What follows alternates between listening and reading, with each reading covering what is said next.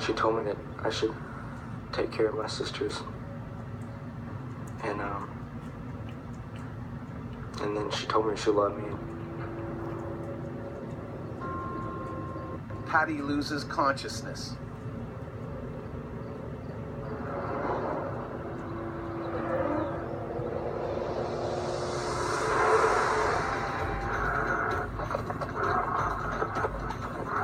Other people are drawn by the shouts. They desperately try to keep the furious bear away from Kelly and his mom. Paramedic Ingrid Bailey joins the frantic rescue effort. Mr. Kitchen was just flat out on the ground, missing a big chunk of his neck. And at that point, I stopped trying to do anything for Mr. Kitchen and went over and aided the other two folks who had already been attacked. Ingrid does what she can, even though she could be next.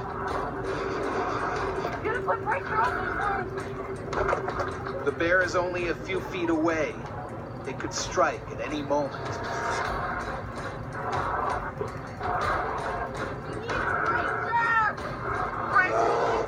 The only way to end the carnage is by killing the bear. You're putting pressure on that one.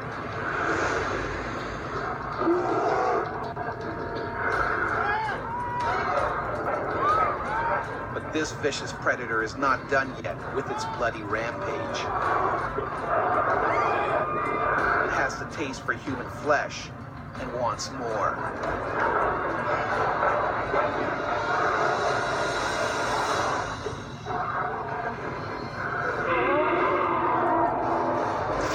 A black bear has savagely attacked Patty and Kelly McConnell and killed the man who tried to help them.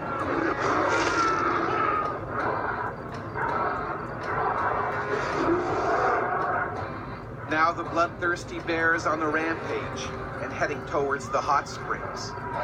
There's panic.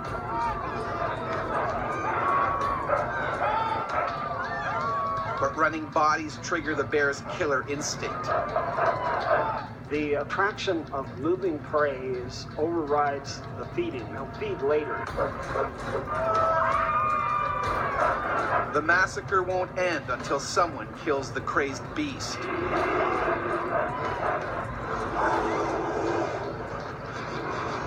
Ingrid Bailey is still trying to revive Patty when the bear attacks another victim.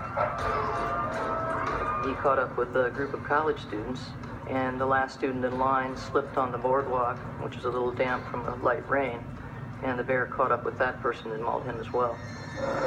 Finally, someone arrives with a gun. The bear is shot dead. Lots of pressure. He's losing a lot of blood. But it's too late for Patty McConnell. She dies of her horrific injuries. Her 13-year-old son, Kelly, just manages to pull through. Both my lungs were punctured.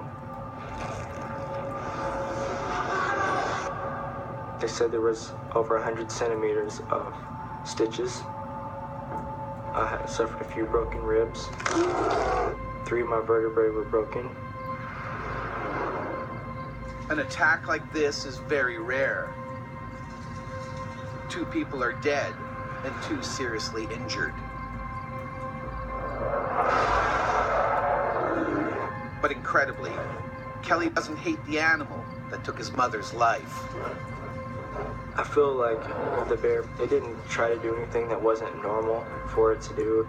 I mean, normally bears don't attack people, and I probably had no choice but to attack or else die from starvation itself. The horrific events at Liard Park show just how helpless we are when these predators turn on us. Without a gun, the death toll could have been much higher. Killing a bear in full attack mode is difficult, even with modern weapons. Back in the 1800s, it was much harder. As Michigan hunter and trapper Franklin Devereaux found out in 1883 when he tried to shoot a grizzly. In the time it took to reload his gun, The enraged bear charged and killed him. Placing a headshot, unless the bear is immobile, is just about impossible. A skull is very hard to hammer. You'd have trouble breaking it. In those days, bears were often only injured, and a wounded bear is extremely dangerous. It will stop at nothing to kill its attacker.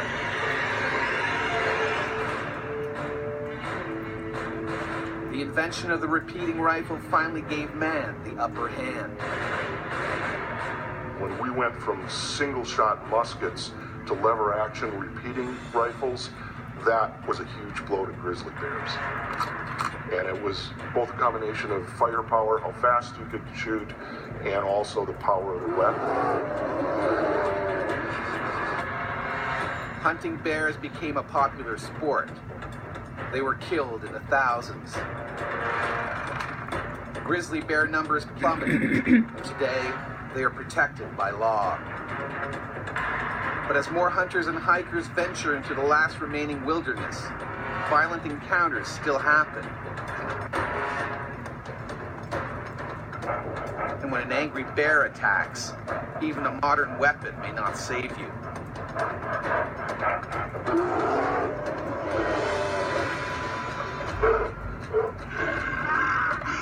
In the summer of 2001, Pastor Johnny McCoy found a gun wasn't enough to protect him from a furious grizzly.